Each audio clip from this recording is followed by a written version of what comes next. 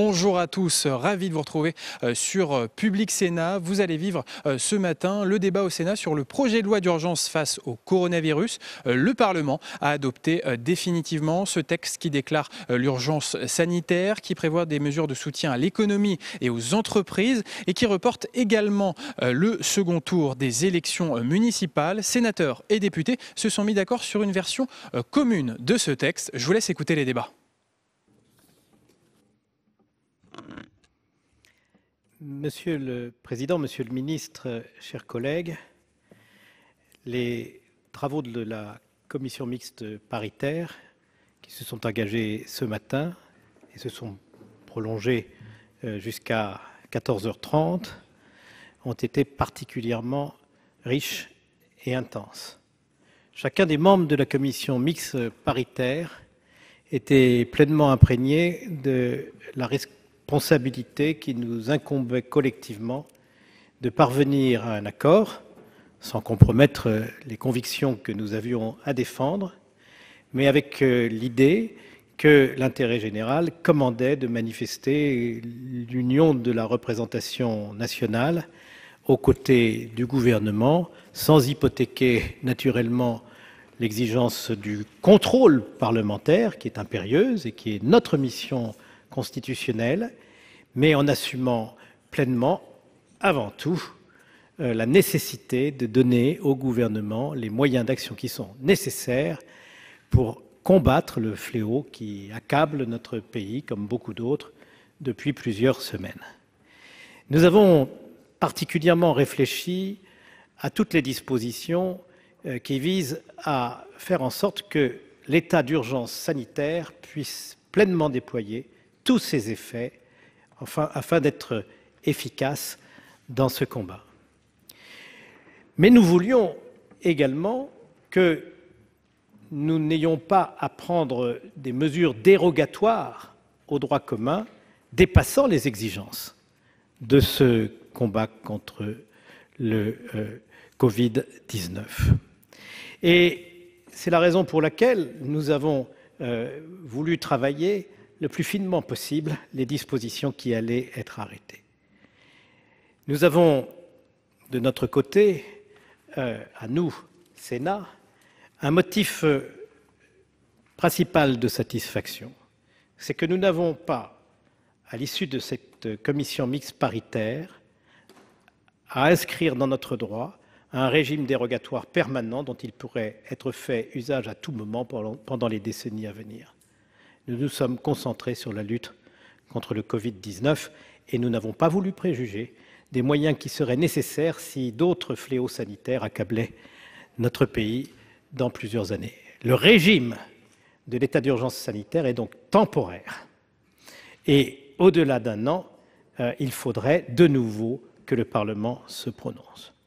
Deuxième élément de satisfaction qui correspond à notre volonté, les pouvoirs qui sont donnés au gouvernement sont importants, mais ce ne sont pas les pleins pouvoirs. Les pouvoirs donnés au gouvernement sont importants parce qu'il faut pouvoir limiter la liberté d'aller et de venir, il faut pouvoir limiter la liberté de réunion, il faut pouvoir aussi limiter la liberté d'entreprendre.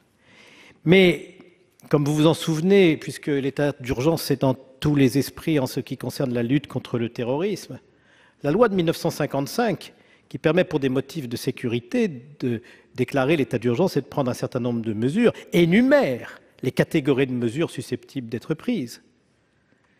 Périmètre de sécurité, perquisition administrative, assignation à résidence, fermeture de lieux de culte salafistes. Tout ceci est prévu à l'avance. Et le gouvernement peut alors prendre des mesures qu'il ne pourrait pas prendre en temps normal. Et les préfets peuvent aussi en prendre. Eh bien, nous voulions que dans l'état d'urgence sanitaire, le type de mesures que le gouvernement pourrait prendre soit également énoncé dans une liste, même si ces mesures sont des mesures qui lui laissent toutes les marges de manœuvre nécessaires à l'efficacité de l'action publique. Le débat avait eu lieu dans notre Assemblée, vous vous en souvenez, et à l'Assemblée nationale, les positions que nous avions défendues n'ont pas été pleinement approuvé. Il fallait donc ce matin que nous réussissions à trouver un compromis sur ce point, faire en sorte que le gouvernement dispose de pouvoirs importants, mais éviter qu'il porte trop fortement atteinte à nos libertés. Des atteintes aux libertés sont nécessaires, mais elles doivent être strictement limitées.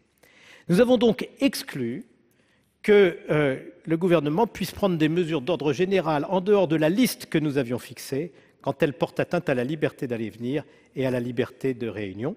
Nous avons en revanche accepté qu'il puisse prendre des mesures dont nous n'avons pas défini exactement les contours, qui seraient susceptibles de porter atteinte à la liberté d'entreprendre. Ces mesures, on peut les imaginer en prenant comme référence l'organisation de la nation en temps de guerre, même s'il faut se garder des assimilations. Mais quand la nation s'organise en temps de guerre, elle doit produire des armes, des munitions, et on ne s'arrête pas à la libre concurrence et aux règles des marchés publics pour permettre à l'industrie française de travailler au maximum de ses capacités de production. Eh bien, pour lutter contre le Covid-19, c'est la même chose. Il faut que le gouvernement puisse produire des masques, il faut qu'il puisse produire des respirateurs artificiels, il faut qu'il puisse produire les équipements, les matériels, les médicaments, les vaccins éventuellement, qui seront nécessaires à l'efficacité de la lutte contre cette épidémie. Et c'est la raison pour laquelle nous avons accepté de lui laisser la prérogative de prendre ces mesures, à condition toutefois que l'on prévoie que ça ne puisse être que par décret du Premier ministre et non par simple arrêté du ministre de la Santé, et que ce décret puisse être déféré au Conseil d'État, lequel devra se prononcer en urgence selon la voie du référé. Il nous a semblé que ce compromis était acceptable, nous l'avons donc accepté. Nous avons eu à traiter, en dehors de ces questions de traitement de l'urgence sanitaire, des questions nées du report du second tour de l'élection municipale dans plus de 5000 communes de France. Nous ne pouvions pas ne pas les traiter. Ce n'est pas nous qui les avons mises à l'ordre du jour. C'est la situation née du report du second tour des élections municipales qui nous imposait d'en parler. Et nous l'avons donc fait en assumant aussi cette responsabilité. J'observe d'ailleurs, jour après jour, que les initiatives des maires pour contribuer à contenir la pandémie se multiplient. Et l'on voit d'une manière expérimentale, pratique, à quel point les communes de France, à quel point les maires de France sont aux premières loges quand il s'agit de défendre la sécurité des populations. Et par conséquent, il importe aujourd'hui de faire en sorte, et c'est rassurant pour nous tous, que les maires de France sachent comment s'y prendre, n'aient pas de doute sur le fait qu'ils ont les pleines responsabilités de leur commune pour mener à bien leur mission de maire. Ça n'est pas facile de concevoir ce qui n'a jamais été fait, c'est-à-dire comment on organise le travail des communes quand, dans celle-ci, le second tour n'a pas eu lieu. Nous avons prévu des règles simples. Quand le second tour n'a pas eu lieu, les anciens maires et les anciennes équipes continuent à agir. La règle est claire, tous les Français doivent la connaître. Ils vont continuer à agir jusqu'à ce que nous ayons pu mettre en place les nouvelles équipes. Et comme par ailleurs nous n'avons pas réussi à élire les maires ce dimanche, hier et avant-hier, il fallait aussi prendre ces dispositions pour permettre la continuité essentielle de la vie communale. Et ceci, nous sommes parvenus à le réaliser dans nos travaux de la commission mixte paritaire ce matin. Et nous sommes même allés au-delà. Nous avons voulu faire en sorte qu'il soit inscrit dans le marbre de cette loi ce qui allait se passer d'ici au mois de juin, et même dans l'hypothèse où le second tour ne pourrait pas être organisé après le mois de juin. Les choses sont simples. Dans un peu plus de 30 000 communes de France, l'élection est définitive. Elle ne pourra jamais être remise en cause. C'est dit dans la loi. Les équipes n'ont pas pu se mettre en place ce week-end, mais c'est seulement leur entrée en fonction qui est différée. Elles pourront se mettre en place dès que les réunions du conseil municipal seront permises. Et même si elles ne l'étaient pas, nous demandons au gouvernement de prendre par voie d'ordonnance des mesures qui permettraient, même en cas de maintien du confinement, d'élire les maires, parce que c'est très important pour la République, en faisant appel au vote par correspondance, au vote à l'urne, voire au vote électronique. Mais comme on ne pouvait pas improviser les modalités d'organisation de ces formes d'expression du vote, nous demandons au gouvernement de prendre les mesures dans les semaines qui viennent, de sorte que même si le confinement continue, on élise nos maires. Et nous y attachions, nous, au Sénat, mais les députés nous ont suivis bien volontiers, une très grande importance. Alors maintenant, qu'est-ce qui va se passer pour l'organisation du second tour? Nous avons voulu attendre le plus tard possible pour que le décret de convocation des électeurs soit pris, de sorte que nous ayons la possibilité de tenir compte de l'évolution de la situation sanitaire. Et nous avons donc décidé qu'un rapport du comité scientifique serait publié à la fin du mois de mai, le 23 mai, je crois, que le Conseil des ministres se prononcerait le mercredi suivant, ce doit être le 27, et qu'ensuite, dans les 5 jours, les candidatures devraient être déposées en préfecture, et quand elles le seraient, la campagne électorale pourra commencer en vue de tenir le second tour le 21 juin. Mais s'il ne se tient pas, si le décret de convocation des électeurs ne peut pas être pris en raison de la situation sanitaire, alors, à ce moment-là, on ne pourra plus geler le premier tour. Parce que ce serait préjuger que les électeurs du premier tour du mois de mars n'auraient pas changé d'avis 6 mois plus tard.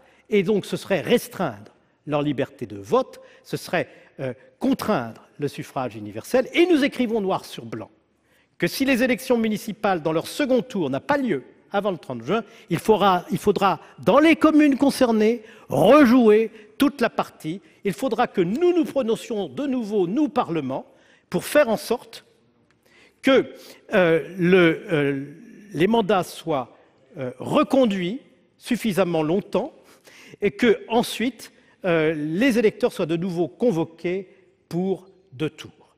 Ainsi, chacun saura à quoi s'en tenir. Les choses ne sont pas spéculatives, elles sont écrites, et de toute façon, le Parlement aura de nouveau à se prononcer. Viendra plus tard, et ce n'est pas le moment de le faire, le moment de l'évaluation des politiques de lutte contre le Covid-19. Pour l'instant, nous n'en sommes pas là, mais nous exigeons que le contrôle de la mise en œuvre de la loi que nous nous apprêtons à voter soit un contrôle plein et entier, comme ce fut le cas dans le cadre de la lutte contre le terrorisme. Je vous remercie. Merci, Monsieur le Président. Je vais appeler maintenant Monsieur le Ministre auprès du Premier ministre en charge des relations avec le Parlement. Monsieur Marc Fesneau, vous avez la parole. Merci, Monsieur le Président. Monsieur le Président de la Commission mixte paritaire, Mesdames et Messieurs les sénateurs, nous sommes donc réunis ce dimanche pour l'adoption des conclusions de la CMP qui s'est tenue tout à l'heure. Avant de toute chose, je tenais à saluer, Monsieur le Président, la mobilisation exceptionnelle du Sénat, de ses élus, fonctionnaires, collaborateurs, pour que la continuité de nos institutions soit assurée et que le débat démocratique existe en ces temps difficiles. Vous me permettrez aussi de remercier les services du gouvernement qui ont contribué à l'écriture de ce projet de loi et des ordonnances à venir. Vous avez été tous pleinement mobilisés. Ce débat qui nous a tous mobilisés a eu lieu alors même que les règles sanitaires très strictes ont été édictées et appliquées au sein même de votre Assemblée. Nous nous y sommes collectivement pliés avec la discipline, de la même manière que nos concitoyens appliquent au quotidien les consignes sanitaires du gouvernement. Il en allait, vous l'avez dit, Monsieur le Président, de notre devoir d'exemplarité. Je souhaitais également souligner la qualité du dialogue entre les 2 assemblées et le gouvernement pour parvenir à examiner dans des conditions satisfaisantes pas moins de 3 projets de loi entre jeudi et aujourd'hui. Aucun examen rapide ne peut être sérieux s'il n'existe pas un consensus de toutes les parties prenantes sur l'urgence d'agir et sur les réponses à apporter. Il est indéniable qu'il y a eu entre nous et vous des divergences, certaines demeurent et c'est normal. Cela prouve que notre démocratie n'est pas mise entre parenthèses. Nous les avons surmontées, Monsieur le Président, vous l'avez rappelé, c'est la fonction du débat parlementaire. Je voudrais à ce titre vous remercier, Monsieur le Président, pour votre disponibilité, votre écoute et votre rôle essentiel dans la conciliation des différentes parties prenantes pour créer les conditions d'un débat démocratique, nécessaire et favoriser le consensus. Je voudrais saluer également l'engagement du président de la commission des lois, ainsi que des présidentes de groupe de votre Assemblée qui ont toujours accepté de dialoguer et d'avancer, quels que soient les obstacles, avec un très grand esprit de responsabilité. Nombre de citoyens pourraient s'étonner que le Parlement ait eu besoin de 4 jours pour adopter une loi dite d'urgence pour faire face à l'épidémie de Covid-19, alors qu'ils sont eux-mêmes confinés chez eux et qu'hélas, ils sont inquiets pour leurs proches quand certains ne sont pas endeuillés. Nous devons assumer ce débat que nous avons tous voulu et appelé de nos voeux pour plusieurs raisons. La première, c'est que nous restons convaincus que le débat parlementaire éclaire toujours l'opinion publique et que les Français sont en attente d'une réponse claire et forte sur ce que l'État va faire dans les prochaines semaines. La seconde, c'est que ce débat était une œuvre utile de transparence sur la situation économique, sanitaire, sociale. La troisième, enfin, c'est que le consensus autour de mesures exceptionnelles rend d'autant plus forte sa compréhension et son acceptation par nos concitoyens. Nos débats ont montré tout l'intérêt de la démocratie représentative. Vous avez fait remonter les observations, les interrogations, les inquiétudes de nos concitoyens sur le terrain et nous avons voulu y apporter des réponses. Je n'oublie pas le rôle essentiel de vos collègues, absents de l'hémicycle en raison des règles strictes qui ont été édictées et que nous nous sommes imposées, mais dont vous avez relayé, je le sais, les attentes. Je voudrais, par votre intermédiaire, les remercier et saluer leur engagement exceptionnel dans leur territoire. Ils jouent pleinement leur rôle, chaque jour, je le sais, auprès de leurs concitoyens. Plus précisément, je voudrais revenir sur quelques éléments de ce texte sans redire ce qu'a dit le président de la commission mixte paritaire. Vous dire que le titre 2 sur l'état d'urgence sanitaire donne les moyens au gouvernement et à ses représentants de prendre des mesures réglementaires fortes pour enrayer la propagation du Covid-19 en s'inspirant notamment de la loi du 3 avril 1955. Les mesures exceptionnelles qui pourraient être prises ne se feront évidemment pas sans contrôle si les circonstances exigeaient qu'elles soient mises en œuvre. Le Parlement devra autoriser par la loi la prorogation de l'état d'urgence sanitaire. La décision de recours à l'état d'urgence devra être éclairée par des données scientifiques rendues publiques. Tant l'Assemblée nationale que le Sénat pourront requérir toute information complémentaire dans le cadre du contrôle et de l'évaluation de ces mesures. S'appuyer sur la science pour prendre nos propres responsabilités politiques et poursuivre le contrôle de l'action du gouvernement dans cette période exceptionnelle sont des choses précieuses. Outre des mesures plus coercitives à l'encontre des multirécidivistes contribuant à la propagation du virus par leur comportement irresponsable, des décisions de bon sens ont été prises dans le débat qui a lieu entre l'Assemblée et le Sénat.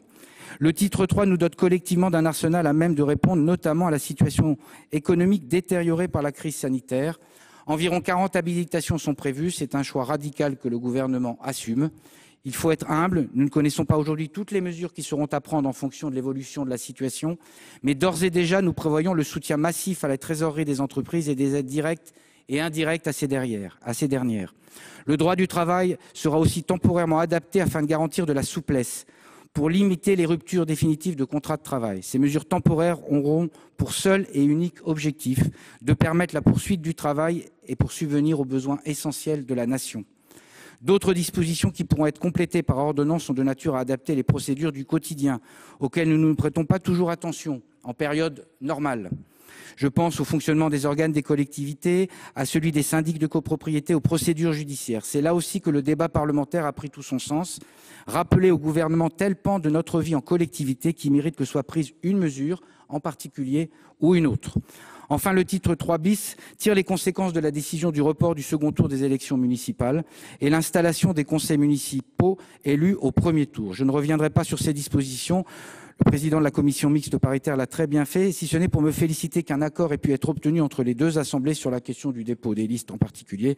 Ce pouvait être dans cette situation de crise et devant les Français un point bloquant pour obtenir cet accord de CMP. Ce projet de loi nous donne d'importants moyens pour répondre aux problèmes posés par la propagation du Covid-19. Il ne résoudra pas tout et il sera sans doute amené à être complété par d'autres dispositions. Nous pouvons nous féliciter du travail accompli ces 4 derniers jours, mais la crise que nous connaissons nous oblige à l'humilité. Cela fait partie de la transparence et au fond de la responsabilité. Vous me permettrez de conclure en vous disant, et je crois que nous le partageons tous, qu'il faut saluer celles et ceux qui aujourd'hui soignent nos concitoyens avec professionnalisme et dévouement comme ils l'ont toujours fait, mais plus encore aujourd'hui.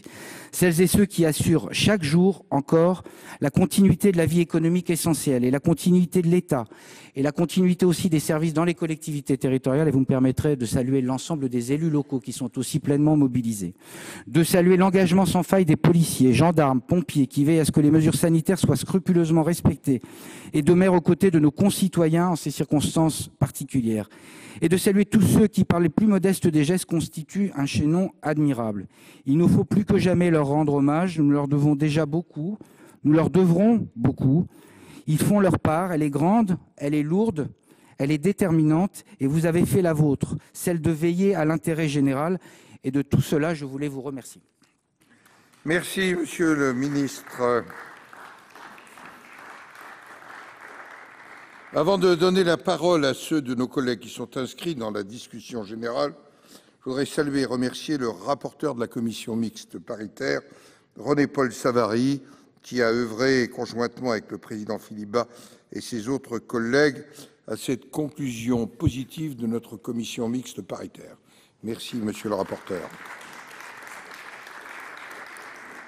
Dans la suite de notre discussion générale, la parole est à notre collègue Jean-Pierre Sueur pour le groupe socialiste et républicain. Il a 7 minutes.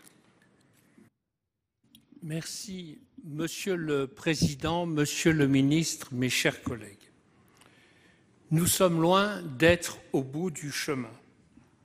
Et plus que jamais, nous devons affirmer notre solidarité. Solidarité totale à l'égard des soignants et de toutes celles et tous ceux qui se donnent tellement de mal pour lutter contre ce fléau partout. Nous devons marquer aussi un état d'esprit d'union et d'unité. Monsieur le ministre, notre soutien ne vous est pas compté. Il n'est pas compté au gouvernement de la République dès lors que sont mises en œuvre les mesures les plus efficaces possibles pour lutter contre ce fléau. Et nous savons que ces mesures sont nécessairement exceptionnelles. De la même manière, nous savons que la sécurité, la santé et même la survie de tous dépendent des gestes, des initiatives, du comportement et du dévouement de chacun et de chacune d'entre nous. Mes chers collègues, Monsieur le Président Philippe Bas vient d'évoquer notre commission mixte paritaire qui s'est déroulée dans un climat serein. Et il n'y a pas eu de polémique inutile, et je tiens à le souligner. Notre position est une position très claire. Nous soutenons beaucoup des mesures qui sont dans ce texte. Toutefois, nous nous abstiendrons à la fin du débat pour les raisons que je vais évoqués et qui tiennent à quelques aspects du texte qui, pour nous, sont essentiels. D'abord, nous vous remercions d'avoir bien voulu, Monsieur le Président du Sénat, souscrire à ce que nous avions demandé, à savoir que l'on parle d'abord des questions sanitaires, des questions économiques et des questions du travail, et puis des questions électorales. S'il y a des accords entre nous à cette heure, sur certains points, ce n'est pas sur les questions électorales, où un accord a pu apparaître, et cet accord présente un certain nombre de garanties face à telle ou telle rumeur. Il est très bien d'affirmer et d'écrire dans la loi que tous les votes acquis dans les 30 000 communes qui ont établi leur conseil municipal lors du premier tour sont établis et que cela ne sera pas remis en cause. D'autre part, il est clair aussi que si l'on était amené à reporter le premier tour, le deuxième tour, au mois de juin, cela impliquerait un premier tour et un second tour. Mais si nous nous abstenons, c'est pour 4 raisons que je vais maintenant développer. Premièrement, la question des droits du Parlement. Vous savez, Monsieur le Ministre, que dans l'avant-projet du gouvernement, il était question de 12 jours pour que le Parlement réintervienne. C'était très court. Le Conseil d'État a fixé 1 mois. Nous avons retenu cela dans nos amendements. Toutefois, il y a une situation quelque peu paradoxale où l'on inscrit dans la loi un mois, mais on l'inscrit aussitôt que par dérogation, ça ne s'appliquera pas. Dans le cas présent, pas avant 2 mois, éventuellement prorogé d'1 mois, etc. Il y a là quelque chose qui n'est pas clair. Nous sommes attachés, bien sûr, à toutes les mesures d'urgence nécessaires, mais aussi au droit du Parlement. Deuxièmement, le droit du travail. Il y a des mesures qui sont dans ce texte qui véritablement ne peuvent pas être acceptées par nous. Et il y a eu un pas en avant, je tiens à le souligner, puisqu'il a été établi, ça a été voté par l'Assemblée nationale, que pour ce qui est des congés payés, il faudra qu'il y ait un accord de branche ou un accord d'entreprise. Positif. Mais nous ne comprenons pas pourquoi la même modalité ne s'applique pas pour les RTT et pour les jours de repos. Donc il reste dans le Code du travail tel qu'il est modifié, il faut dire les choses par leur nom, des aspects que nous ne pouvons accepter. En troisième lieu, l'article 13 du texte prévoyait, tel qu'il a été voté par le Sénat, prévoyait un droit de contrôle et en tout cas d'information du Parlement sur l'ensemble des actes pris par le gouvernement, qu'ils fussent pris à titre réglementaire ou en vertu de la loi. Or, il se trouve que cet article 13 a été déménagé, il a changé de place, et ça ne s'appliquera plus qu'à l'urgence sanitaire. Alors, Monsieur le Président du Sénat, vous avez bien voulu, lors du débat sur le projet de loi de finances rectificative, nous proposer que vous écririez au Premier ministre pour demander, et la lettre est faite, je vous en remercie, il serait bon que la même démarche puisse être, si vous le voulez bien, mise en œuvre par rapport au contenu de cet article 13 pour l'ensemble des aspects de ce projet de loi. Enfin, il est un point qui, pour nous, posait véritablement un très gros problème, peut-être le plus important.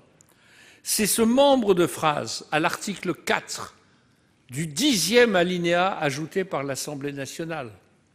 Toute autre mesure générale nécessaire que Monsieur le Premier ministre avait glosé dans son discours à l'Assemblée nationale en disant, en quelque sorte, c'est comme la clause de compétence générale des collectivités locales. Alors, je sais, et je salue l'effort qui a été fait, Monsieur le Président et Monsieur le rapporteur de la CMP, pour que, s'agissant du droit d'aller et venir, cela soit dans un autre alinéa, que les lieux de réunion remplacent le droit de réunion dans un autre alinéa. Néanmoins, il reste la question du droit de création des entreprises. Néanmoins, cela nous paraît poser encore problème. Et en tout cas, il y a eu une démarche qui n'était pas claire sur le plan des libertés auxquelles nous sommes très attachés. J'en finis, Monsieur le Président. Voyez-vous, nous soutenons tout ce qui est positif dans ce texte. Nous redisons solidarité, unité nationale, nous le disons. Mais en même temps, notre groupe proclame sur tous les points et en toutes circonstances, même exceptionnelles, son attachement aux libertés, son attachement aux droits du Parlement qui sont constitutifs de l'esprit républicain et de la République. Je vous remercie. Merci. Donnez la parole à notre collègue Maryse Carrère pour le groupe du Rassemblement démocratique, social et européen. Merci, Monsieur le Président, Monsieur le Ministre, mes chers collègues. En cet instant, je veux d'abord avoir une pensée pour tous nos compatriotes touchés par le Covid-19, aux familles endeuillées, aux personnes malades, aux entourages inquiets. J'ai une pensée aussi toute particulière pour nos collègues sénateurs et tous les collaborateurs du Sénat qui sont ou ont été infectés par le virus. Mes chers collègues, 3 jours, oui, 3 jours que le Parlement débat de ce projet de loi dit d'urgence. C'est l'honneur de notre démocratie que de préserver les principes de notre État de droit en toutes circonstances. Même les plus exceptionnelles, les plus tragiques, les plus éprouvantes pour notre pays, tout comme Clémenceau, qui avait toujours tenu à ce que le Parlement siégeât durant son ministère pendant la Grande Guerre. Mais devant l'urgence sanitaire, économique, sociale et sécuritaire absolue, il s'agissait de ne pas ressembler aux Byzantins qui dissertaient sur le sexe des anges alors que les Ottomans assiégeaient leur cité. Les débats se sont donc étirés au moment où nos personnels soignants effectuent un travail exceptionnel dans des conditions épouvantables, eux qui méritent bien plus encore qu'une série d'hommages, même justifiés. 3 jours de débat, c'est sûrement beaucoup pour nos concitoyens, qui pour la plupart ont maintenant pris la mesure de la gravité de la situation. 3 jours pour discuter de points de droit qui peuvent paraître finalement secondaires aux yeux de nos concitoyens au regard des urgences du moment. Monsieur le ministre, nul ici ne doute de l'engagement collectif du gouvernement. Nous savons que le ministre de la Santé mobilise aussi tous les moyens pour que notre système de santé soit en capacité d'absorber le pic épidémique attendu dans quelques jours. Les leçons à tirer seront pour plus tard. L'heure n'est pas à la politique partisane, mais bien à l'unité nationale, et vous pouvez compter évidemment sur le groupe RDSE dans ce moment. Chacun détient une part de la responsabilité collective qui permettra de lutter efficacement contre l'épidémie.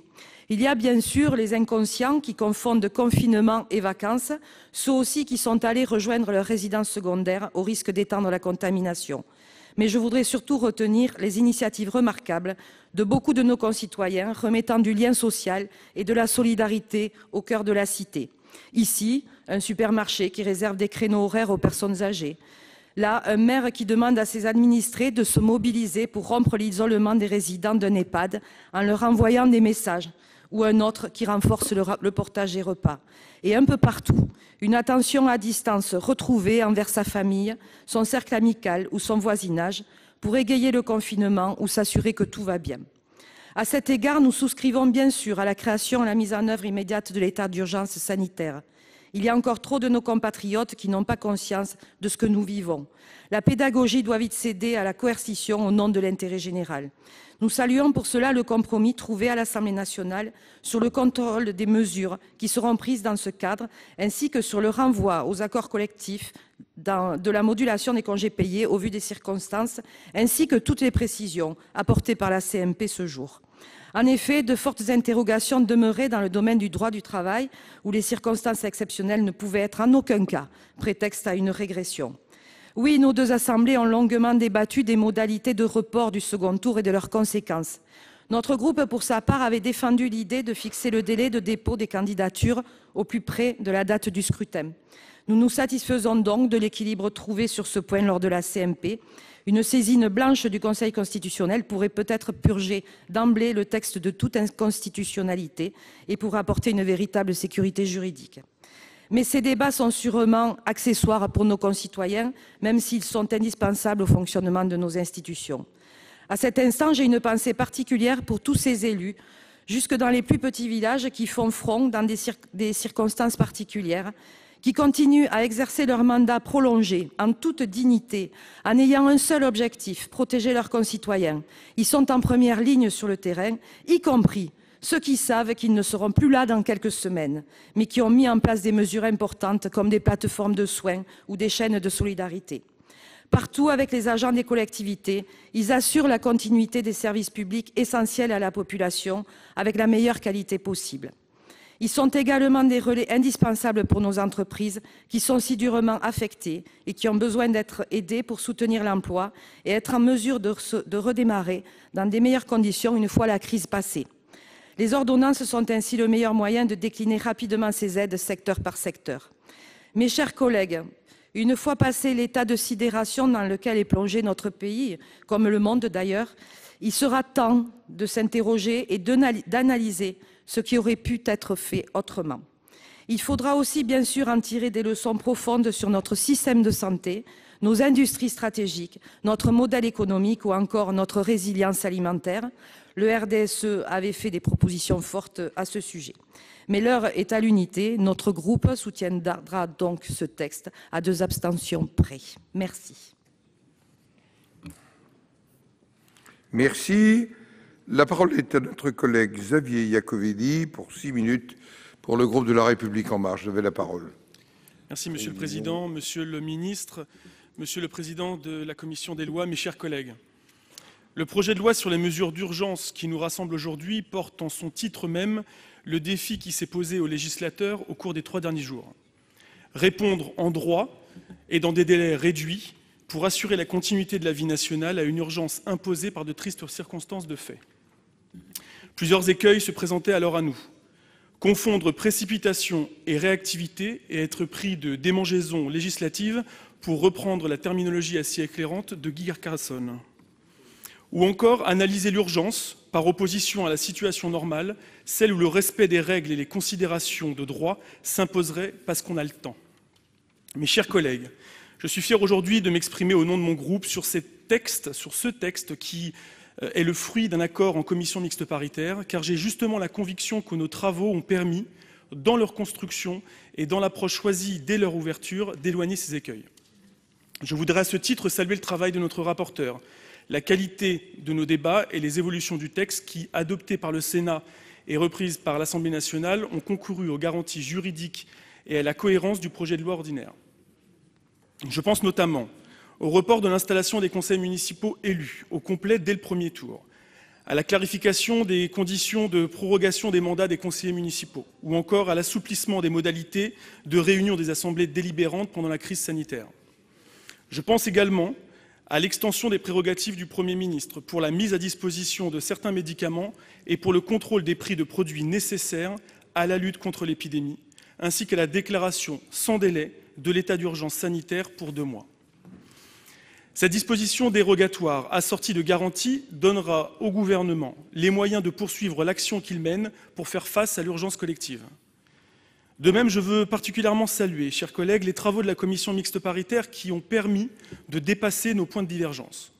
Ils s'inscrivent dans la continuité du travail, du traitement de l'urgence tel que je l'évoquais, non pas par la précipitation, le renoncement à la nuance ou au débat, mais bien, au contraire, par la responsabilité et la permanence de l'état de droit, à travers une conciliation plurielle entre les nécessités de l'urgence, la protection des libertés fondamentales et la préservation des droits sociaux. Et ce, autour de 3 axes, donc je reprendrai assez brièvement dans l'ordre dans lesquels ils ont été utilement débattus.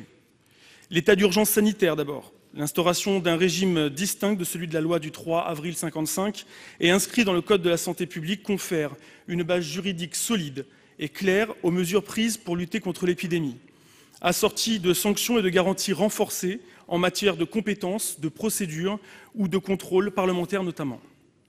Les mesures d'urgence économique et d'adaptation à la lutte contre l'épidémie ensuite. Elles sont indispensables pour assurer la continuité de la vie économique et sociale, évitent la défaillance des entreprises tout en protégeant la vie, la santé et les droits des salariés. Le périmètre de ces mesures a d'ailleurs été utilement précisé pour, par exemple, renvoyer à un accord collectif de branche ou d'entreprise la possibilité de réduire les délais de fixation des dates de congés payés par l'employeur, limités pour une durée de 6 jours.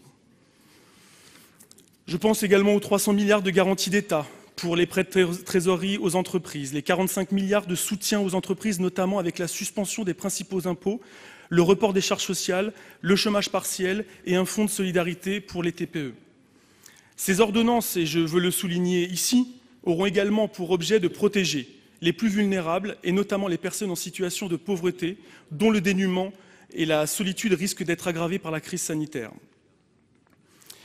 Je pense à l'allongement de la trêve hivernale ou à la suspension également du jour de carence. S'agissant enfin des dispositions électorales, et notamment des modalités de report du second tour, je ne m'éterniserai pas sur ce point, mais l'accord auquel a abouti la CMP sur l'échelonnement des opérations du scrutin semble équilibré et pertinent. Le dépassement constructif du désaccord initial illustre bien, là encore, l'esprit de conciliation qui a présidé dans ce temps d'urgence à la tenue des débats parlementaires. Les Français n'auraient pas accepté que nous terminions nos travaux sur une CMP non conclusive, sur la seule raison qu'on ne peut pas être d'accord sur une date de dépôt des listes pour le second tour des élections municipales. Je tiens à remercier les rapporteurs au Sénat et à l'Assemblée, ainsi que l'ensemble des membres de la commission mixte paritaire pour leur esprit de responsabilité. Finalement, chers collègues, je pense que nous sommes parvenus, à travers l'examen de ces textes, à ne pas sacrifier l'essentiel à l'urgence, mais à obéir à l'urgence de l'essentiel, tel que nous y invite Edgar Morin. Cet essentiel, il réside dans la permanence, celle de l'état de droit, qui doit faire l'objet d'une vigilance éclairée dans les périodes et les temporalités troublées par l'urgence, et qui s'exprime notamment à travers le contrôle du Parlement. C'est essentiel, il réside aussi dans le soutien adressé aux forces, à celles et à ceux qui assurent la continuité de notre pays, en cette période si particulière, au personnel soignant, aux forces de police, de gendarmerie et à l'armée, aux commerçants alimentaires, aux caissières ou aux agents de propreté urbaine, aux fonctionnaires et en particulier territoriaux, à travers nos mairies qui assurent le lien avec les populations confinées. Pour toutes ces raisons, Monsieur le Président, Monsieur le Ministre, chers collègues, vous l'aurez compris, notre groupe votera pour ce texte. Je vais donner la parole à Madame la Présidente Éliane Assassi pour le groupe communiste républicain citoyen et écologiste. Merci, vous avez la parole. Merci Monsieur le Président, Monsieur le Ministre, mes chers collègues. La crise sanitaire qui s'est aggravée s'étend désormais sur tout le territoire national et notre pays doit faire face à un lourd danger. Avec mon groupe, comme le Sénat tout entier, nous sommes bien évidemment aux côtés des malades, des familles touchées au cœur. Nous soutenons ce personnel hospitalier, du chef de service à l'aide-soignante et au personnel chargé du nettoyage, qui sont debout avec des moyens si faibles face à l'ampleur du mal qui s'abat. Nous saluons leur courage, leur dévouement, la prise de risque terrible. Nous saluons tous ces salariés, artisans, agriculteurs qui continuent à faire vivre le pays, souvent sans protection, et je vais en parler, sous une menace de remise en cause programmée de leurs droits. Nous saluons ces fonctionnaires, pompiers, policiers qui eux aussi travaillent sans relâche à la mise en sécurité du pays. L'examen hier par l'Assemblée nationale de ces textes instaurant l'état d'urgence sanitaire a cependant confirmé nos craintes. Nous ne comprenons pas pourquoi une telle dérogation démocratique pour l'état d'urgence sanitaire est beaucoup plus importante que pour l'état d'urgence classique.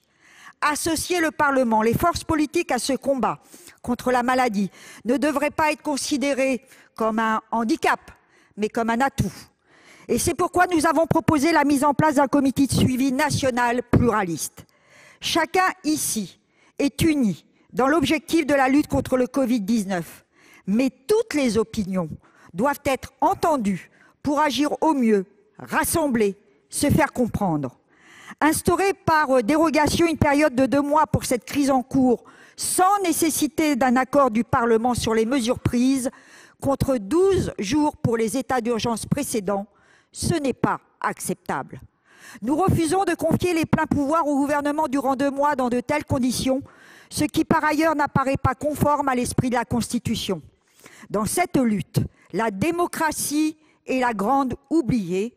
Pourtant, dans ces moments difficiles, elle devrait être constamment convoquée. Cette conviction est d'autant plus forte que l'Assemblée nationale a renforcé encore les prérogatives du Premier ministre. Nous réfutons également l'instauration d'une sorte d'état d'urgence sanitaire de droit commun, d'une durée d'1 mois, inscrit dans le Code de la santé publique. Nos craintes sur le volet social du projet sont elles aussi confirmées. Nous ne sommes plus dans l'état d'urgence sur ce point. En effet, même si l'article 7 du projet permet des accords d'entreprise ou de branche, il prévoit encore des dérogations profondes au droit du travail qui pourront, sauf si quelqu'un me prouve maintenant le contraire, s'étendre sur des années, voire devenir pérennes. Durée du temps de travail, congés payés, travail du dimanche, tous les secteurs sont concernés. Encore une fois, ce sont les salariés que vous voulez mettre à contribution pour sauver les trésoreries des entreprises et certainement pas les actionnaires. Votre refus de rétablir l'ISF dans le projet de finances rectificative est à ce titre symbolique. Aujourd'hui, c'est la vie des familles, du monde du travail qu'il faut protéger. Le confinement, c'est une évidence. Il faut le respecter, sans écart. Mais nous désapprouvons les sanctions disproportionnées votées dans la précipitation de l'Assemblée nationale. Le gouvernement italien vient d'annoncer l'arrêt de toute activité de production non essentielle et au même moment, Mme Pénicaud se félicite de pouvoir contraindre les salariés du BTP à reprendre le travail comme M. Le Maire qui pousse dans le même sens en agitant l'idée d'une prime de 1 000 €. Non, il faut stopper l'activité là où c'est possible, en maintenant à tous le revenu durant cette période. Mais surtout, où est l'urgence sanitaire?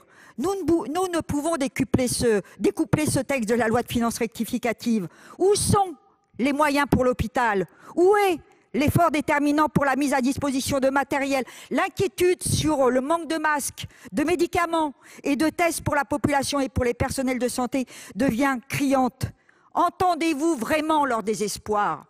Où sont les réquisitions d'entreprises pour la sauvegarde nationale? Quand allez-vous réouvrir et nationaliser des sociétés indispensables comme l'usine Luxfer, productrice du matériel pour l'oxygénothérapie? Quand allez-vous annoncer un plan pour l'hôpital digne de ce nom? Je l'ai indiqué en première lecture, l'heure est à l'action, à la mobilisation générale, à la protection de tous. Nous serons avec détermination de ce combat. Le débat sur les causes profondes de cette situation de catastrophe dans un pays si riche comme la France aura lieu. Une chose est certaine, les priorités de notre pays, celles de la solidarité, de la santé et bien d'autres, devront être au cœur de la reconstruction à venir. Votre texte, parfaitement conforme à votre projet politique, sollicite largement les travailleurs, parmi lesquels les plus exposés, alors que les forces de l'argent sont encore et toujours protégées. C'est donc en toute responsabilité qu'à l'exception de 2 sénateurs attachés à mon groupe, nous voterons contre ce texte clairement déséquilibré et qui, de plus, n'est pas à la hauteur de la crise sanitaire. Merci Madame la Présidente. La parole est au président Claude Malhuret pour 5 minutes. Groupe Les Indépendants.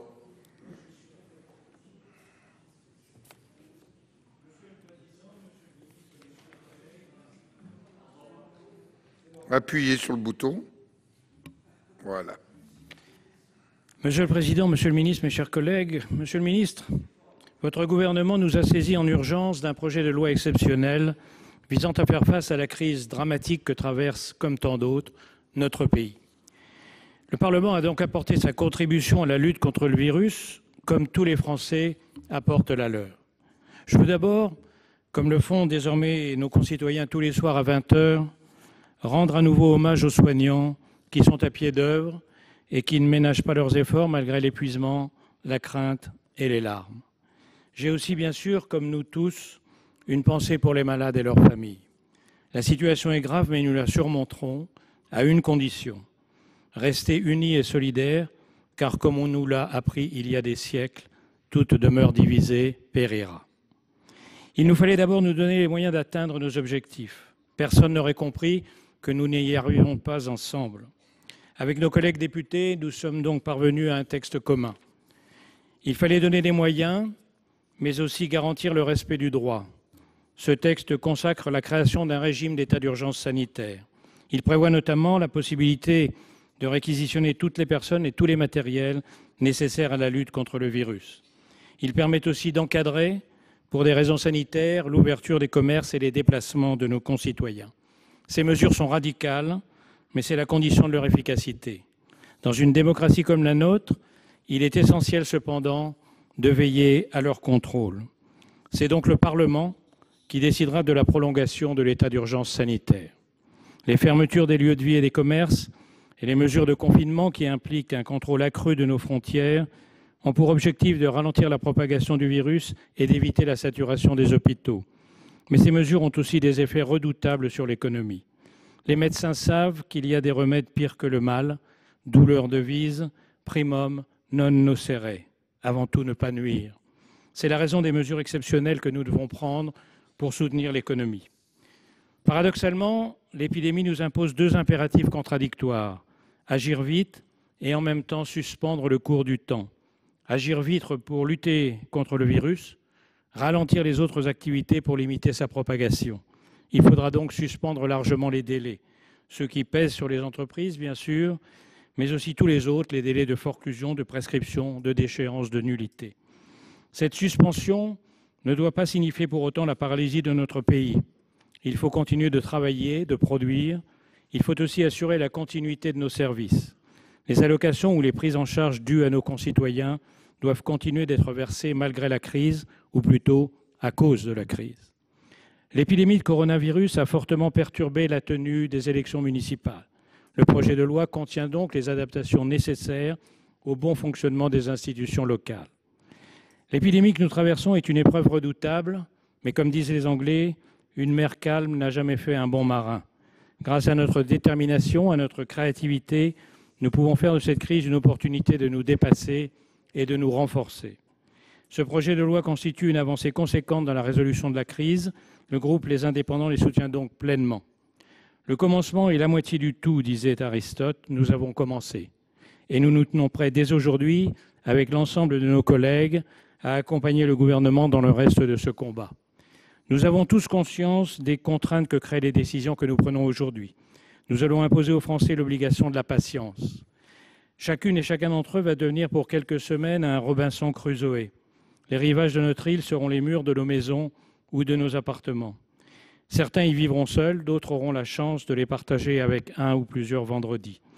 Les jours vont succéder aux jours, une forme de routine étrange va s'installer pour les Français. Ce sera dur pour eux, car ils sont plus obstinément attachés à leur liberté qu'ils ne sont naturellement doués de patience. Ils vont devoir s'adapter à une situation contre nature, contre leur nature, et faire confiance à leur allié dans ce combat, le temps. Jusqu'à ce jour, c'était un ennemi ou au moins un adversaire, et notre époque est plutôt celle de la fulgurance. Elle confond volontiers le rapide et le vivant. C'est le temps du haut débit et du train à grande vitesse. Et nous avons appris à multiplier le temps, ou plutôt les tâches. Nous travaillons désormais sur nos ordinateurs, tout en dialoguant par WhatsApp avec des amis, en consultant nos mails et en mettant un concerto de Mozart en fond sonore. Mais le problème avec la recherche de l'intense, c'est qu'elle ruine la sensibilité et l'intimité. Nous ne recherchons plus le calme parce qu'il nous semble un sommeil. Je voudrais proposer aux Français de profiter de ces quelques semaines d'isolement forcé pour partir, comme nous le suggérait Proust, à la recherche du temps perdu. Tout le monde en connaît la première phrase « Longtemps je me suis couché de bonne heure ». Nous allons pouvoir nous coucher et nous lever à l'heure que nous voulons et retrouver pendant un moment la maîtrise de nos journées. Nous allons pouvoir penser, car, comme le dit le Bouddha, la patience est la plus grande des prières. Et peut-être parviendrons-nous à mettre en pratique l'aphorisme de Vauvenargues, la patience est l'art d'espérer. Car en définitive, la seule chose dont les Français ont besoin en ce moment, c'est d'espoir. Par chance, cette qualité ne leur a jamais fait défaut. Merci. La parole est maintenant au président Hervé Marseille pour le groupe de l'Union centriste. Vous avez la parole, Monsieur le Président. Merci, Monsieur le Président. Monsieur le Ministre, permettez-moi de débuter mon intervention à mon tour en saluant le dévouement sans faille, l'abnégation de l'ensemble des personnels soignants de notre pays, que ce soit les infirmiers, les brancardiers, les médecins, qu'ils soient expérimentés ou jeunes internes, tous sont mobilisés pour faire face à un défi sanitaire sans précédent dans notre pays. Permettez-moi d'avoir une pensée toute particulière pour ce médecin dont on a appris le décès aujourd'hui dans l'Oise. Je pense que nous ne ferons pas l'économie d'un bilan après ces événements et l'économie à nouveau d'un plan en direction de l'hôpital, car nous savons combien aujourd'hui il a montré son efficacité. Le président de la République s'est exprimé à 2 reprises en moins d'une semaine. Son message était sans équivoque, nous sommes en guerre contre une menace invisible, mortifère, sournoise, un virus qui touche tout le monde et prend des dimensions graves ou dramatiques chez les personnes les plus âgées et les plus vulnérables.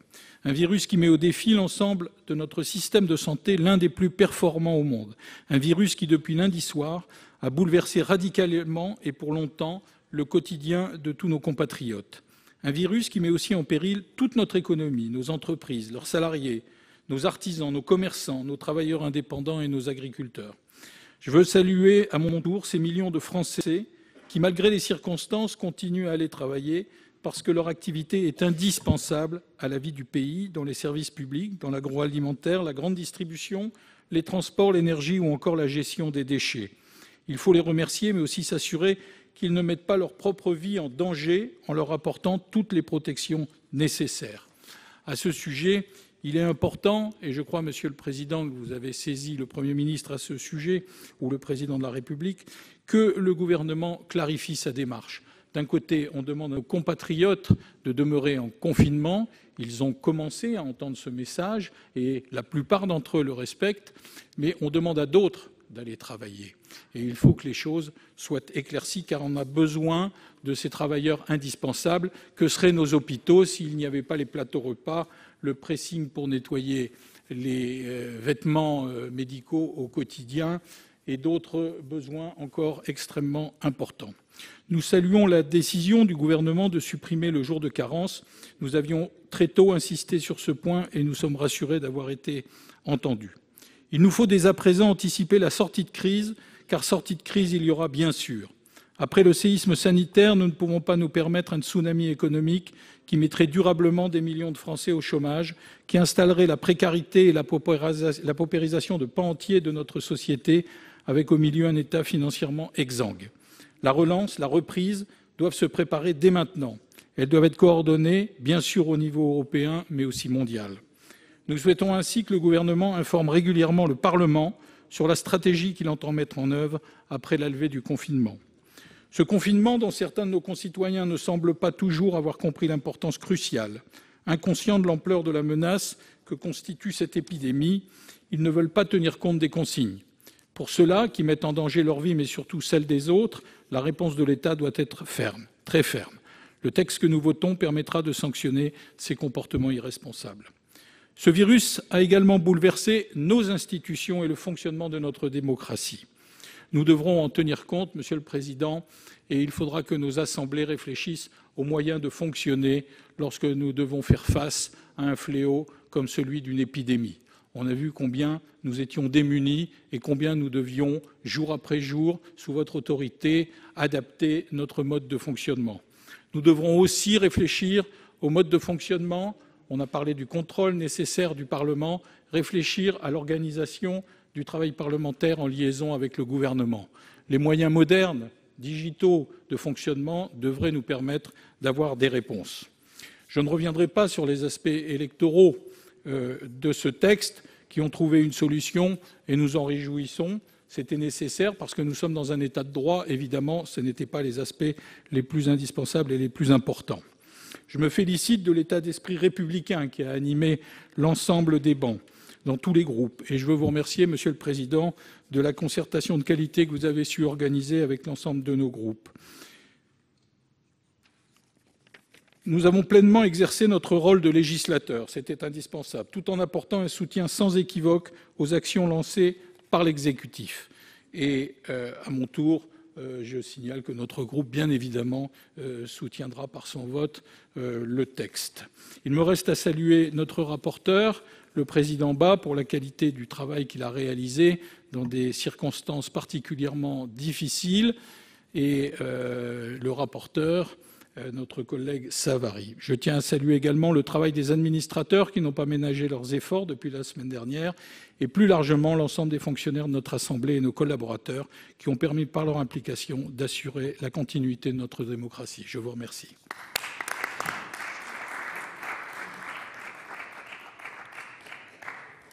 Merci, Monsieur le Président. Je vais donner la parole à notre collègue Jacqueline Eustache-Brinio pour le groupe Les Républicains. Monsieur le Président, Monsieur le Ministre, Monsieur le Président de la Commission des lois, mes chers collègues, voici plus d'une semaine que la France vit à un rythme ralenti et que l'épidémie de Covid-19 est devenue la plus grande crise de santé publique dans notre pays depuis un siècle. Pour faire face à ces circonstances difficiles, le Parlement a été saisi dans l'urgence des projets de loi dont nous discutons aujourd'hui. Compte tenu de la gravité de la situation, le Sénat a travaillé en lien étroit avec le gouvernement et l'Assemblée nationale. Nous avons préparé en 4 jours une loi qui offrira aux autorités publiques et à la société tout entière des outils puissants et flexibles dans leur riposte face au virus.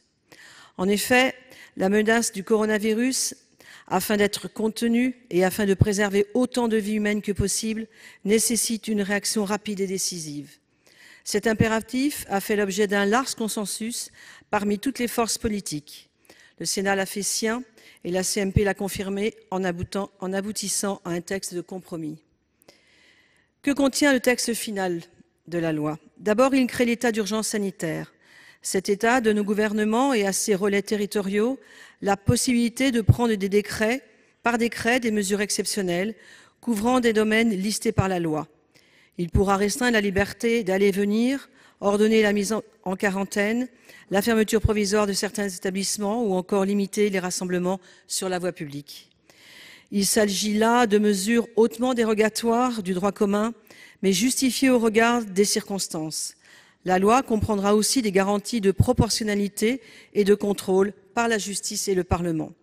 Cela doit permettre d'assurer l'équilibre entre les libertés et le droit d'une part et les nécessités s'imposant à une société menacée par l'épidémie d'autre part. Ces derniers jours, certains individus ont pu sciemment se défier des obligations de confinement, mettant ainsi en danger par inconscience ou par égoïsme la grande majorité de nos concitoyens qui, par civisme et respect de leurs prochains, respectent les préconisations sanitaires. Cet état d'urgence permettra aux forces de l'ordre, y compris les polices municipales, de mieux sanctionner de telles actions, qui plus est avec une sévérité croissante en cas de récidive. Enfin, le Sénat a veillé à garantir à ce que ce dispositif ne perturbe pas l'équilibre des pouvoirs. Il l'a fait en votant un contrôle parlementaire attentif de l'ensemble des mesures prises par le gouvernement sous cet état d'urgence sanitaire. Il s'est aussi assuré que ce dernier demeure strictement temporaire et ne devienne pas un nouveau régime d'exception durablement inscrit dans notre droit. Enfin, la nouvelle loi habilite le gouvernement à prendre un grand nombre d'ordonnances afin d'adapter la vie économique, sociale, administrative à une France largement confinée. Vous connaissez tous, chers collègues, notre réticence face au recours trop large aux ordonnances. Dans un monde idéal, nous disposerions du temps nécessaire pour discuter de chaque mesure à prendre, de peser le pour et le contre et de voter un texte. Malheureusement, ce n'est pas là une approche réaliste quand des Français décèdent chaque jour de ce virus. Pour cette raison, il est raisonnable d'habiliter le gouvernement à agir tout de suite et rendre vite et possible l'adoption des mesures provisoires qui s'imposent. Les entreprises, les salariés, les indépendants, les administrés ont besoin d'aide et d'options dès maintenant. Enfin, la loi Urgence Covid permettra de résoudre l'essentiel des difficultés concrètes auxquelles font face les collectivités, qui sont prises dans une sorte de purgatoire entre les deux tours des élections municipales. Cet état, parfaitement anormal au regard de notre droit, risquait, s'il se poursuivait, de désorganiser la capacité de nos élus locaux et de leurs équipes à faire face à l'épidémie sur le terrain. Sans entrer dans les détails, la loi offrira de la clarté sur le destin des conseils municipaux déjà élus. Ceux-ci pourront entrer en fonction une fois que le gouvernement, informé par le conseil scientifique, estimera que les conditions sanitaires rendront la première réunion possible. D'autres de ces mesures permettront aux collectivités de fonctionner politiquement, administrativement et financièrement jusqu'au deuxième tour. Pour conclure, je tiens à saluer une nouvelle fois le courage, l'abnégation et le sens du sacrifice de tous ceux qui participent à la défense de la société française contre la maladie, les personnels soignants et de sécurité évidemment, mais aussi les nombreux travailleurs des secteurs critiques où le confinement n'est pas possible. Caissières, routiers, personnel technique de l'énergie, des transports et bien d'autres. La loi que nous votons aujourd'hui doit être un moyen de leur dire « Vous qui êtes au front, soyez assurés que nous sommes tous derrière vous et que nous n'avons reculé devant rien pour vous apporter toute assistance dont vous avez besoin. » L'heure n'est pas aux atermoiements, elle est à l'action. Le Parlement a joué son rôle et a donné au gouvernement des moyens extraordinaires pour faire face à la crise. À présent, c'est à ce dernier de se montrer à la hauteur. Vous l'aurez compris, le groupe LR votera ce texte et surveillera attentivement tant la mise en œuvre de l'état d'urgence que le contenu des ordonnances à venir. Merci, ma chère collègue. Je pense que la discussion générale est close. Monsieur le Président. Je vous remercie, Monsieur le Président. Juste un mot pour relever deux éléments qui me paraissent tout à fait essentiels. D'abord, nos conditions de travail pendant cette période de crise sanitaire, c'est une préoccupation exprimée, je crois, judicieusement par le président Hervé Marseille. Je veux dire que, naturellement, pendant ces périodes exceptionnelles, un peu comme en temps de guerre, même si les choses sont différentes, notre liberté de mouvement, notre liberté d'action n'est pas celle que nous avons en temps ordinaire et pourtant il est essentiel de les préserver. Nous prouvons en légiférant que nous avons la capacité de concilier du mieux possible notre propre sécurité, qui est aussi un élément de la sécurité des gens que nous pouvons être amenés à rencontrer en dehors du Parlement, et l'exigence de la continuité du travail parlementaire.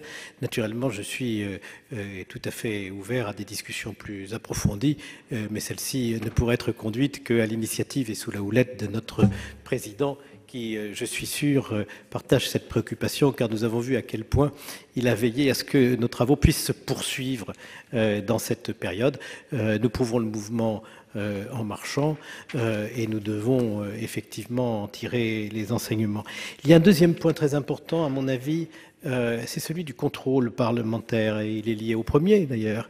Le contrôle parlementaire, il suppose effectivement que nous prenions des dispositions législatives, comme nous l'avons fait d'ailleurs quand nous avons approuvé la prolongation de l'état d'urgence dans la lutte contre le terrorisme. Nous avons mis dans nos commissions un comité de suivi de l'état d'urgence pour la lutte contre le terrorisme. Rien ne nous interdit de déterminer les modalités internes du suivi de la mise en œuvre de cette loi, s'il se confirme qu'elle est votée par les deux chambres aujourd'hui. Je crois que ça, c'est ce qui relève de nous-mêmes, mais à côté de cela, il y a ce que nous pouvons attendre du gouvernement, monsieur le ministre.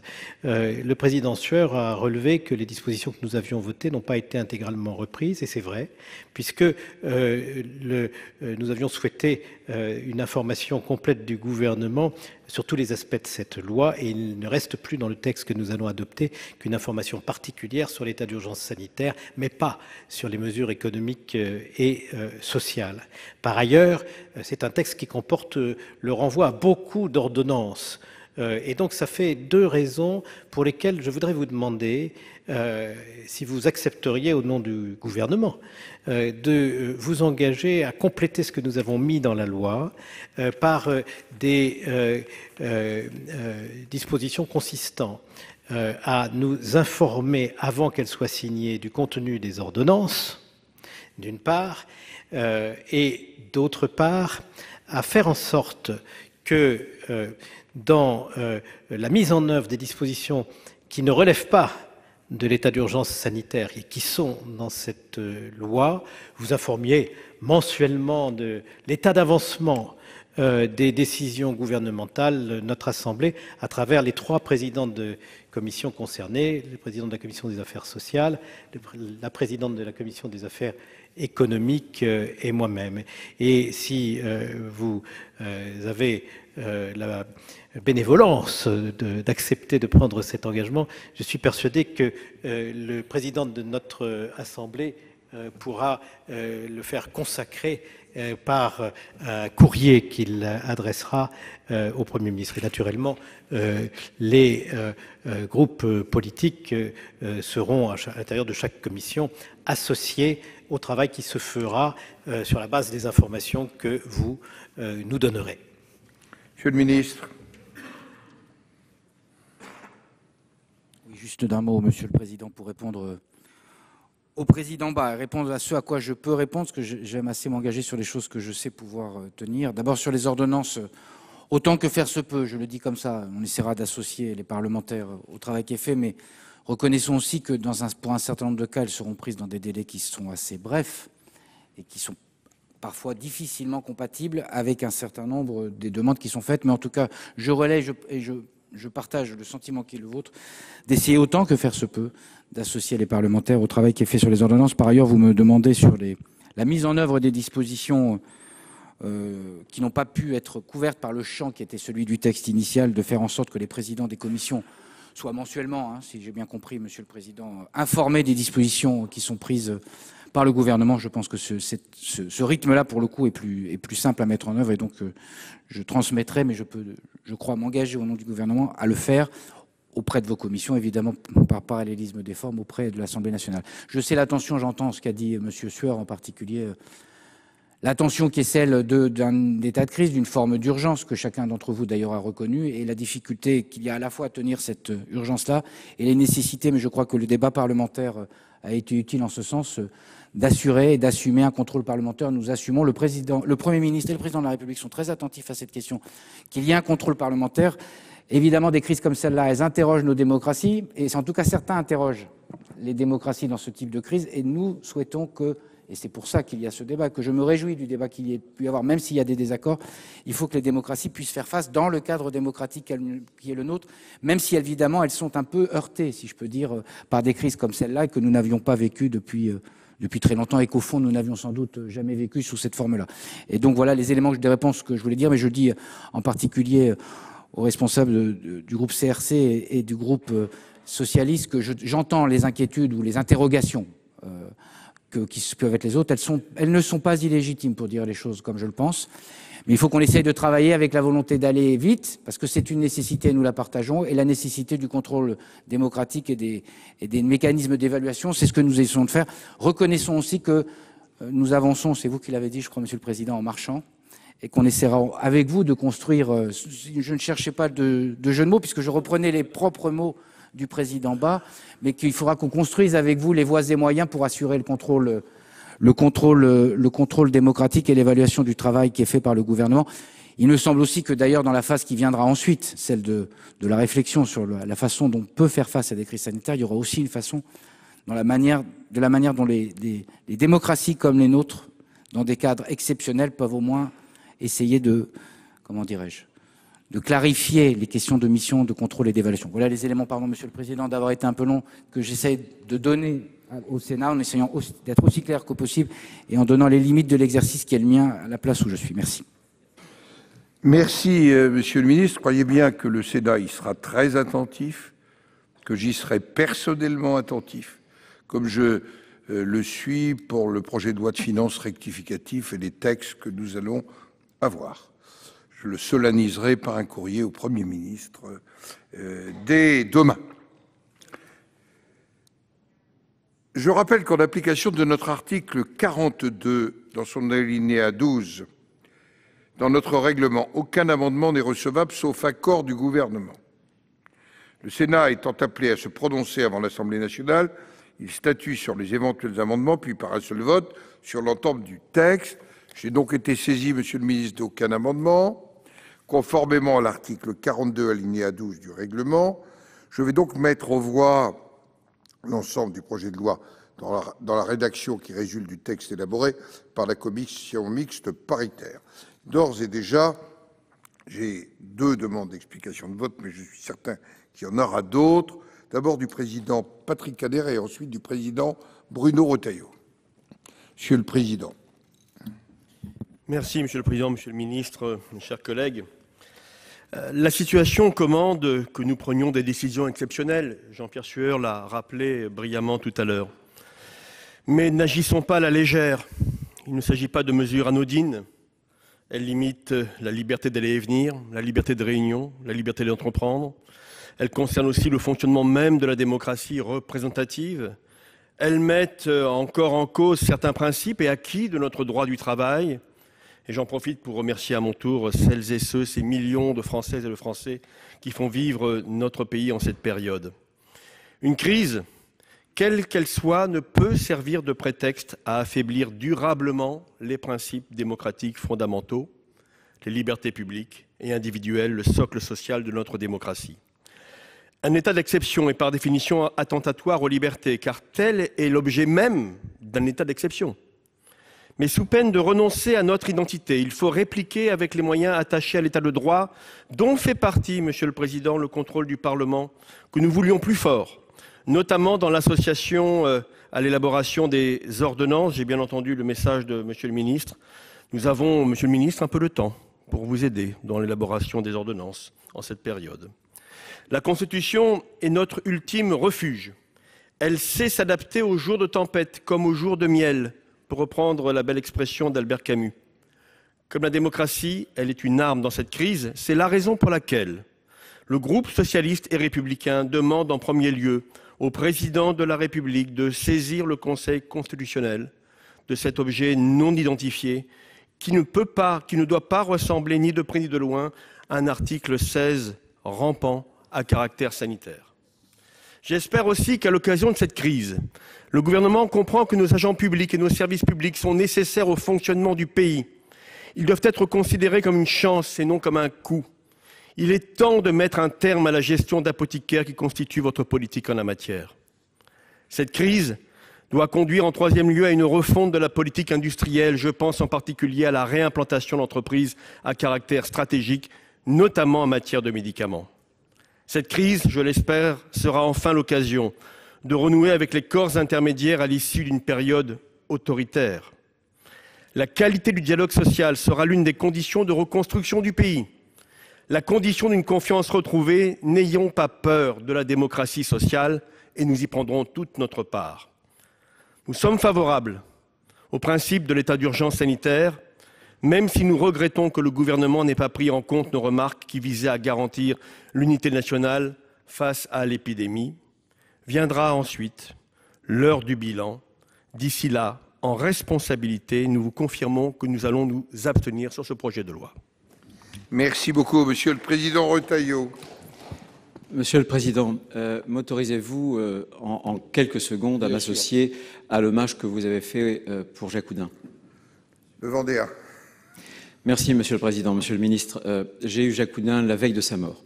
J'ai eu l'occasion pendant plus de 25 ans de le côtoyer au Conseil général de la Vendée. Comme vous l'avez très très bien dit dans votre hommage, il est né en mer de Chine.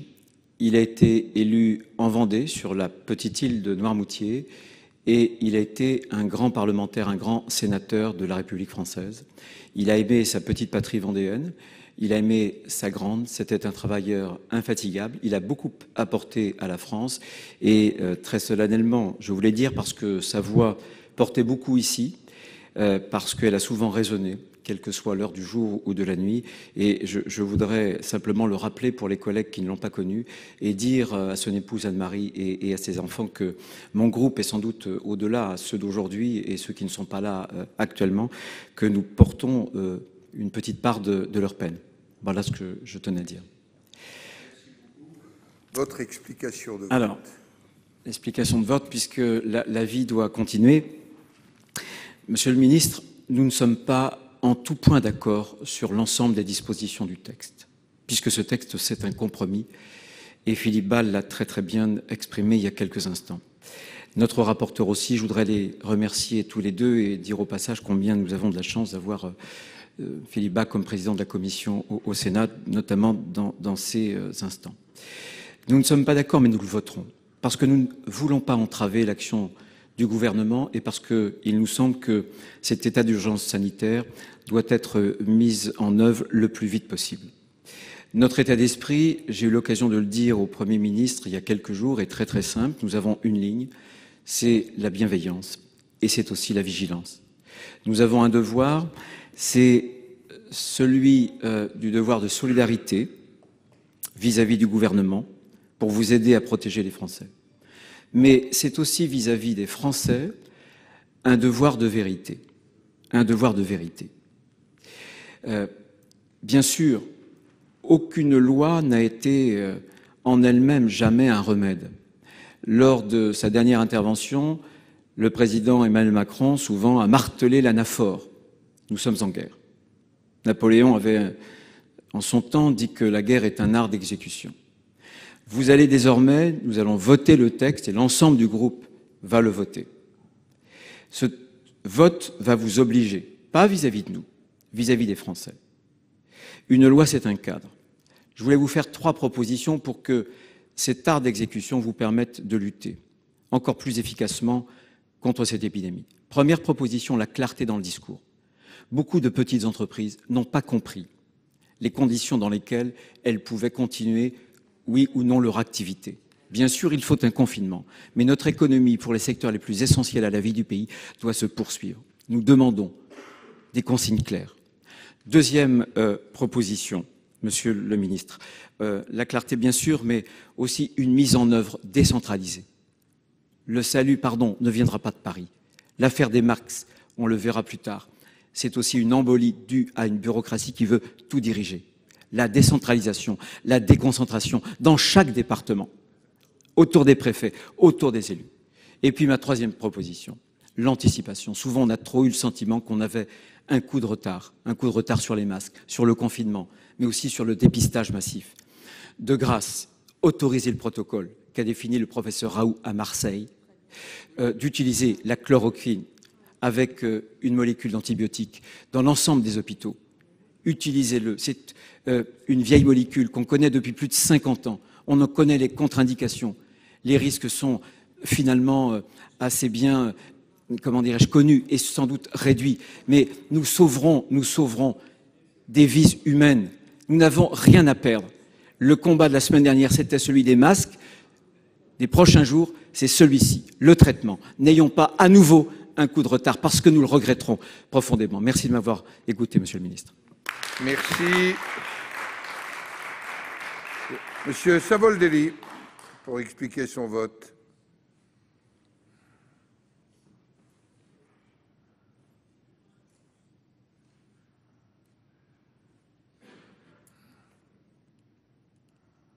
Merci, Monsieur le Président, Monsieur le Ministre, mes chers collègues. Le Président de la République nous a dit que cette épreuve va être un test pour notre démocratie.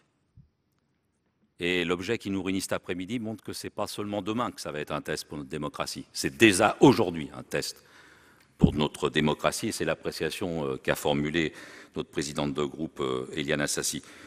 Pourquoi je dis ça ? Parce que, voilà, notre appréciation, Monsieur le Ministre, c'est que on n'est pas loin d'un article 16 déguisé, sous la forme d'un avatar. Pourquoi ? Parce que il y a ces 2 mois, au lieu des 12 jours, et ce n'est pas une question seulement de temporalité comme ça, c'est que là, vous venez de supprimer un article, il faut que nos citoyennes et nos citoyens le sachent. Vous supprimez le fait que les autorités administratives communiquent toutes mesures prises ou mises en œuvre en application de la loi à l'Assemblée nationale et au Sénat. On vient de supprimer, on supprimerait de requérir toute information complémentaire en ce qui concerne le contrôle et l'évaluation de ces mesures, ainsi que les conséquences sanitaires de l'épidémie du Covid-19. C'est un moment extrêmement important, donc notre démocratie mise à l'épreuve aujourd'hui. Et je voudrais attirer notre attention, y compris pour se rassembler, mais pour que l'action politique l'emporte sur la communication politique, Monsieur le Ministre, y compris pour nous les parlementaires. Je rappelle que le Parlement n'est pas suspendu. Je rappelle qu'il y a l'article 24 de la Constitution. Il évalue les politiques publiques. Donc je pose la question de manière la plus unitaire ici. Nous avons à situation exceptionnelle le besoin de faire vivre et de réunir le Parlement, évidemment dans des conditions de sécurité. Mais les 2 mois ne doivent pas empêcher le Sénat comme l'Assemblée nationale de débattre des politiques publiques et de leurs effets. Le Parlement, article 28 de la Constitution, le Parlement se réunit de plein droit. Donc ce n'est pas un blanc-seing. Nous allons avoir ici un vote différent. Mais nous avons à rassembler la population française, à sécuriser la population et tout le monde sur tous les territoires. Et la suppression de l'article 13, c'est valable évidemment sur des enjeux de démocratie maintenant, mais c'est aussi un enjeu sur le droit du travail. Moi, je vous avoue que dans les médias, je ne suis pas là pour critiquer plus qu'un autre, mais on est passé très vite sur le plan de finances rectificatives. Mais quand même, les patrons comme les salariés comme les patrons ont toujours un silence des assurances. Pas de mobilisation de fonds de capitalisation pour les petites et les moyennes entreprises et le risque sanitaire qui n'est toujours pas pris en compte dans le risque des catastrophes. Donc vous voyez, il y a des sujets qui sont là. Les prêts bancaires sont encadrés à 90% par la banque, la BPI, et il n'y a rien d'encadrement là sur les taux. Donc vraiment, notre démocratie est à l'épreuve maintenant. Donc je le dis, le Parlement a un rôle à jouer, extrêmement important aux côtés de nos salariés, des patrons et de l'ensemble de la population française. Le questeur Capo-Canellas pour expliquer son vote. Merci Monsieur le Président, Monsieur le Ministre, mes chers collègues. Je voudrais d'abord souligner la qualité du débat et des échanges. Je crois que le Sénat a été au rendez-vous en rappelant son exigence sur les libertés, sur le contrôle, sur l'effectivité des mesures aussi et sur leur limitation dans le temps. Évidemment, il s'agit d'un compromis, cela a été rappelé. Évidemment, il y a toujours une interrogation légitime sur le choix entre l'urgence qui dicte de donner des moyens au gouvernement et le souci de ne rien sacrifier sur le fond de nos libertés. Liberté publique, droit du travail en particulier, ça a été rappelé à l'instant. Il y a bien sûr des réticences et des désaccords sur certains bancs. Ces réticences et désaccords sont légitimes, ils sont l'expression de la démocratie et je trouve très bien que le Sénat puisse, dans sa diversité, faire état de tous les points de vue. La démocratie n'est pas entre parenthèses. Nous nous sommes efforcés avec le président Larcher de ne rien sacrifier du débat. Maintenant, il nous appartient à tous de faire vivre ce texte avec scrupule, avec toujours le souci de la proportionnalité des mesures par rapport à la situation.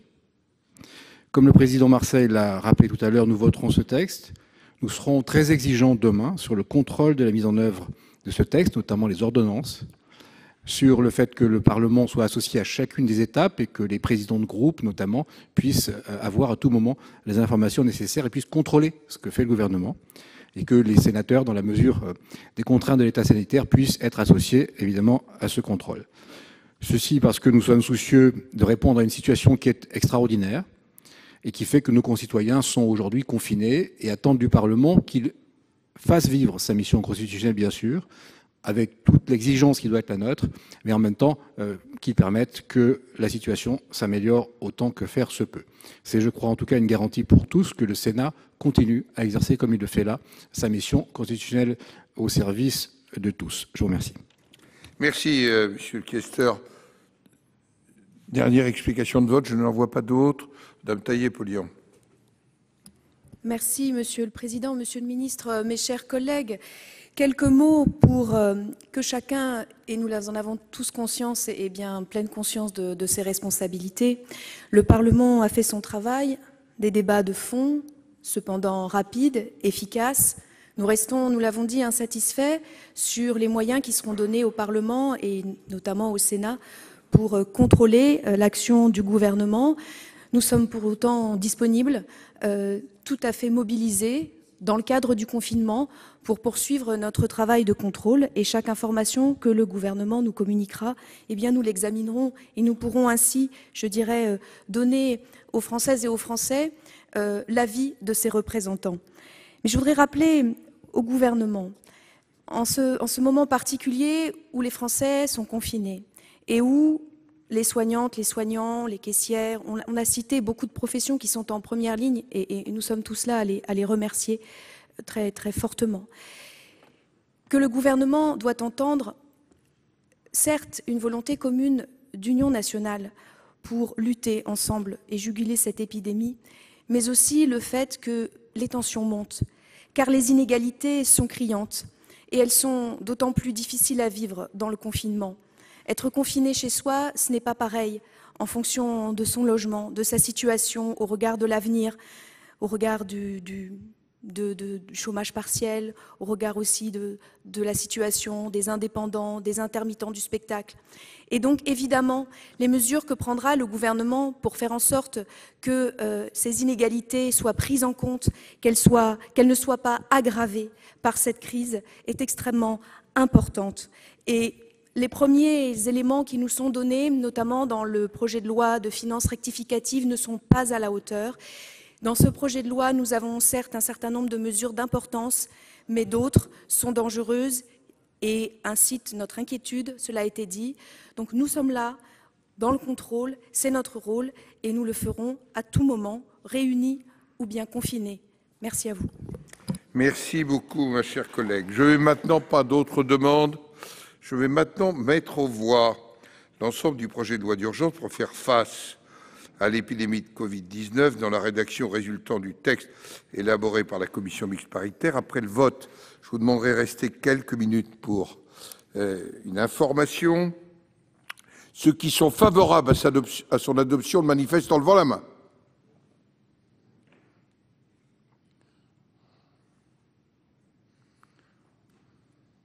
Avis contraire. Abstention. Il est donc adopté. Le Sénat a donc adopté définitivement ce projet de loi d'urgence face au coronavirus. Vous l'avez vu, la majorité de droite et du centre du Sénat a voté pour ce texte, tout comme le groupe La République En Marche au Sénat. En revanche, les sénateurs socialistes se sont abstenus et les sénateurs communistes ont voté contre ce projet de loi. C'est la fin de cette émission. Merci de l'avoir suivi. Pour rester informé sur cette crise sanitaire du coronavirus, eh bien, vous pouvez lire les articles de notre site internet publicsénat.fr. Très bonne journée sur Public Sénat et n'oubliez pas, restez chez vous.